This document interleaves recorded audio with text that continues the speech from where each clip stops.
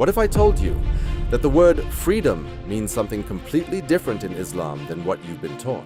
In America, freedom is sacred, it's political, it's personal, it's almost spiritual.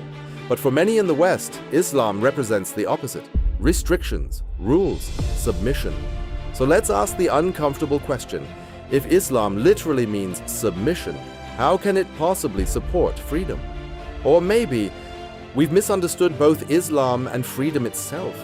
Because here's a truth we rarely admit: you can live in the freest country on earth and still be a slave to desire, a slave to addiction, a slave to validation, a slave to your own impulses. So what if real freedom is not doing whatever you want, but being free from what controls you?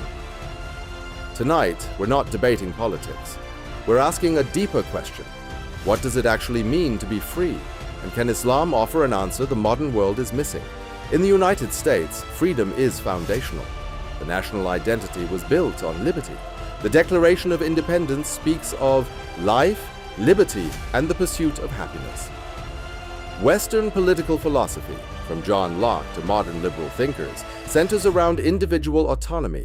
Freedom means freedom of speech, freedom of religion, freedom of expression, freedom from government control. In this framework, you are free when no one interferes with your choices.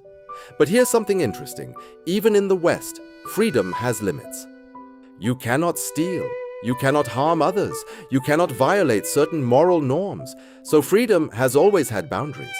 The real question is, who defines them?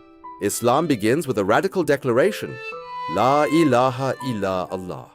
There is no God but God. At first glance, this sounds restrictive, but historically, it was revolutionary. It meant no king is absolute, no tribe owns you, no race is superior, no human authority is ultimate. In 7th century Arabia, this statement dismantled tribal hierarchies. Former slaves became leaders. Bilal, once enslaved, became one of the most honored companions. In Islamic thought, true freedom begins with freeing yourself from false masters. And not just political masters, but internal ones: ego, desire, greed, social pressure. Modern Western culture often emphasizes freedom too. Freedom to choose your lifestyle, freedom to redefine identity, freedom to pursue personal happiness. Islam emphasizes freedom from arrogance, freedom from addiction to materialism, freedom from being controlled by impulse. Ask yourself honestly, if someone cannot control their anger, are they free? If someone is addicted to approval, are they free? If someone cannot stop consuming, are they free? Islam argues that discipline creates liberation.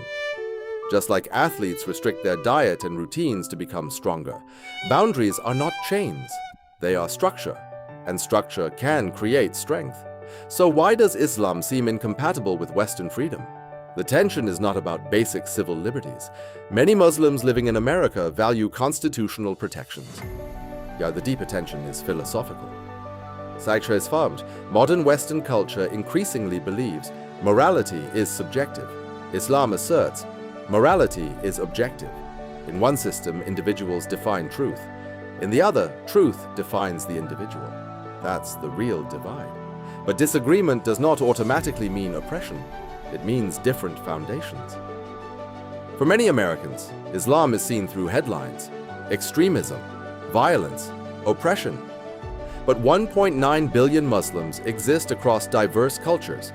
Most live ordinary lives, working, raising families, practicing faith privately.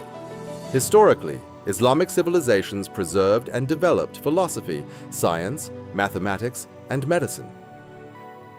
Cities like Baghdad and Cordoba were intellectual centers when much of Europe was struggling. The relationship between Islam and freedom is far more complex than media soundbites. Maybe freedom is not just the absence of restraint. Maybe it is alignment with something higher than impulse. Maybe true slavery is not submission to God, but submission to everything else, to trends, to consumerism, to ego, to endless desire. So are Islam and freedom enemies? Or is Islam offering a different definition of freedom? One rooted in discipline, purpose, and accountability. You don't have to agree. but maybe the conversation is deeper than we've allowed it to be. If this challenged your assumptions, subscribe, and let's keep exploring ideas beyond headlines.